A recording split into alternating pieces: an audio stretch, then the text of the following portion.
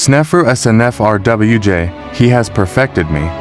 From Renbi mtsnfrwj Horus, Lord of Mot, has perfected me, also read Sneferu or Sneferu. For well known under his Hellenized name Soros Koine Greek, Sigma Roe, the Sigma by Manetho, was the founding pharaoh of the 4th dynasty of Egypt. During the Old Kingdom, estimates of his reign vary, with for instance the Oxford History of Ancient Egypt suggesting a reign from around 2613 to 2589 BC, 5 a reign of 24 years, while Rolf Krauss suggests a 30-year reign. 6 and Rainer Stadelmann a 48-year reign. 7 he built at least 3 pyramids that survive to this day, and introduced major innovations in the design and construction of pyramids. Pharaoh Orion 24, 30 or 48 years 1c, 2600 but predecessor.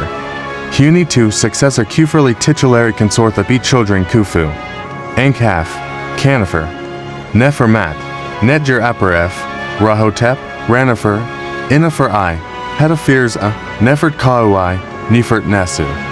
Maritites I, Henetsenwitherments I Burialward Pyramid possibly Monuments Medum Pyramid. Bent Pyramid, Red Pyramid I Nastiort Dynastide 24, Yurchir and canon figure for Sneferu's reign, is considered today to be an underestimate, since this king's highest known date is an inscription discovered at the Red Pyramid of Dashur, and mentioning Sneferu's 24th cattle count, corresponding to at least 24 full years. Sneferu, however, was known to have a minimum of at least 3 years after the cattle count dates. His years after the 10th, the 13th and the 18th count are attested at his Medum Pyramid. 9 This would mean that Sneferu ruled Egypt a minimum of 27 full years. However, in the Palermo stone, Recto 6 at the bottom of the fragment shows the year of the 7th count of Sneferu, while Recto 7 on the same following row shows the year of the 8th count of Sneferu. 10 Significantly, there is a previous mostly intact column for Sneferu in Recto 5, which also mentions events in this king's reign in a specific year, but does not mention the previous 6th year. 11 This column must, therefore, be dated to the year after the 6th count of Sneferu. Hence, Sneferu's reign would be a -1 of 28 years. Since there are many periods in Sneferu's reigns for which Egyptologists have few dates only, the years of the 2nd, 7th, 8th, 12th, 13th, 14th, 15th, 16th, 17th, 18th, 23rd and 24th count are known for Sneferu before one considers the years after his cattle. Counts 12. This pharaoh is most likely to have had a reign in excess of 30 years to manage to build 3 pyramids in his long rule, but not 48 years. Since the cattle count was not regularly biannual during his kingship, there are fewer years after the count dates known for Sneferu compared to year of the count or census dates. Sneferu was the first king of the 4th dynasty of ancient Egypt, who according to Manetho reigned for 24 years 2613 to 2589 BC. Manetho was an Egyptian priest, living in the 3rd century BC, who categorized the pharaohs of dynastic Egypt into 31 dynasties. 13 though his schematic has its flaws. Modern scholars conventionally follow his method of grouping. The Papyrus Pris, a Middle Kingdom source, supports the fact that King Huni was indeed Sneferu's predecessor. It states that the majesty of the king of Upper and Lower Egypt, Huni, came to the landing place, i.e., died, and the majesty of the king of Upper and Lower Egypt, Sneferu, was raised up as a beneficent king in this entire land. 14 Aside from Sneferu's succession, we learn from this text that later generations considered him to be a beneficent ruler. This idea may stem from the etymology of the king's name, for it can be interpreted as the infinitive to make beautiful. 15 It is uncertain whether Huni was Sneferu's father. However, the Cairo Annal stone denotes that his mother may have been a woman named Merisunk. Hetaphirs I was Sneferu's main wife and the mother of Khufu. 17 The builder of the Great Pyramid on the Giza Plateau. Children. Sons of Sneferu, Khufu, son of Sneferu and head of Firzi. Successor to Sneferu, Ankaf, king son of his body. King's vizier under his nephew Khafur. Buried in G 7510. A famous bust of Ankaf is now in the Boston Museum of Fine Arts. Ankaf was married to the king's daughter Hetepheres, 18 Queennefer, king's eldest son and son of his body. Buried in tomb 28 in Dashur. Second vizier of Sneferu, who continued to serve under Khufu. 19 Nefertiti, eldest son of Sneferu and husband of Itet. Titles included priest of Bastet, hereditary prince, guardian of Nikain, great one of the five at the house of Thoth, first vizier of Sneferu. 19 Netjer Aper F. Buried in Dashur. 20 Rahotep, king son of his body, high priest of Re and Heliopolis. Buried in Medum with his wife Nofret, owner of the famous statues now in the Cairo Museum. 20 Ranefer, buried in Medum. 20 Ineferi, buried in Dashur. 21 daughters of Sneferu, Hetepherza. Married Ankaf. She was named after her mother, Queen Hetepheres. Nefertiti, king's daughter of his body, eldest daughter of Sneferu, buried in mostbeautiful 7050 at Giza. Her tomb dates to the time of Khafra. In the tomb Sneferu is mentioned, as well as Nefertiti's son Nefermat II, and her grandson Sneferkef, Nefertnesu. King's daughter, God's daughter, had a son named Kempt, who is known from a false door. He was buried in Dashur during the 5th dynasty. 20 Tamaratites I, great of Skepter and king's wife. Married to her brother Khufu. 22 Henitzen, king's daughter, married to Khufu. 17 The most well-known monuments from Sneferu's reign are the 3 pyramids he is considered to have built. In Dashur, the Bent Pyramid and the Red Pyramid, and in Medum the Medum Pyramid. Under Sneferu, there was a major evolution in monumental pyramid structures, which would lead to Khufu's Great Pyramid, which would be seen as the pinnacle of the Egyptian Old Kingdom's majesty and splendor, and as one of the 7 wonders of the ancient world. The first of Sneferu's massive undertakings is the pyramid at Medum. There is some debate among scholars as to Sneferu's claim to the Medum Pyramid, and many credit its origin to King Huni. Nonetheless, the pyramid is a remarkable example of the progression of technology and ideology surrounding the king's burial site. The immense stone structure serves as physical testimony to the transition from the stepped pyramid structure to that of a true. Archaeological investigations of the pyramid show that it was first conceived as a 7-step structure, built in a similar manner to the Djoser complex at Saqqara. Modifications later were made to add another platform, and at an even later stage limestone facing was added to create the smooth, angled finish characteristic of a true pyramid. 24 complete with the descending northern passage to underground chambers and a burial vault. The pyramid mainly follows the conventions of previous tombs in most aspects other than one.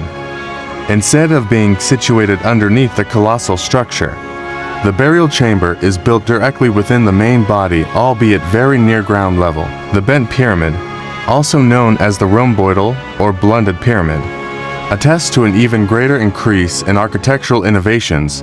As the name suggests, the angle of the inclination changes from 55 to about 43 in the upper levels of the pyramid. It is likely that the pyramid initially was not designed to be built this way, but was modified during construction due to unstable accretion layers.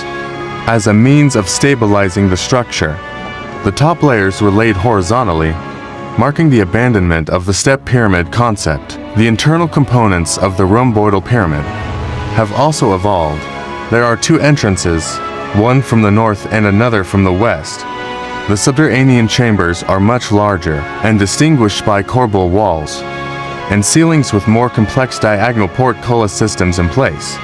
J.P. Lepper asserts, it is apparent that with the interior design of the Bent Pyramid, the architect was groping and experimenting, taking maximum advantage of the huge volume of the monument, 50 million cubic feet, the largest pyramid constructed to that date.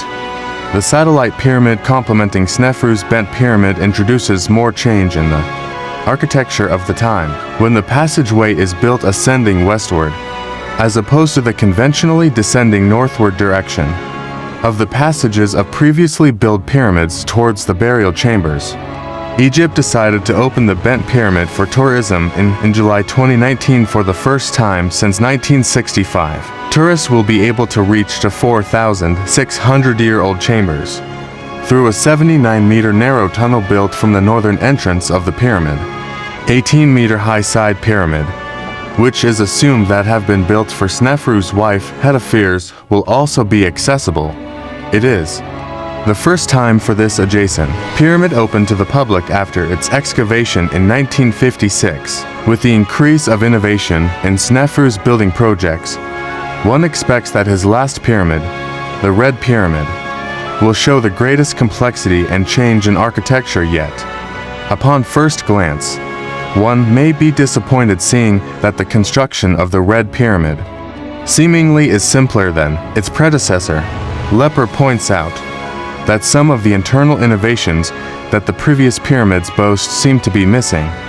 In the king's last monument, although the chambers and burial vaults are all present in the monument's main body, no ascending passageway has been excavated, nor is there evidence of a western entrance or diagonal portcullis. Although the absence of these features have dissuaded many archaeologists from further studying the Red Pyramid, Lepper is convinced that there are secret chambers waiting to be uncovered within the stone superstructure, considering that the remains of King Sneferu have not yet been found. It still may be possible that his sarcophagus and mummy lie hidden in his mysterious last structure. Lepper claims the Red Pyramid remains one of the chief pyramids that may possibly contain secret sea chambers, not the least of which may be the true burial chamber of King Sneferu himself. Whether or not this conjecture is true is left to modern archaeologists to determine. Sneferu's architectural innovations served as a catalyst for later pyramid builders to build on. The first king of the 4th dynasty set a challenging precedent for his successors to match, and only Khufu's Great Pyramid can rival Sneferu's accomplishments.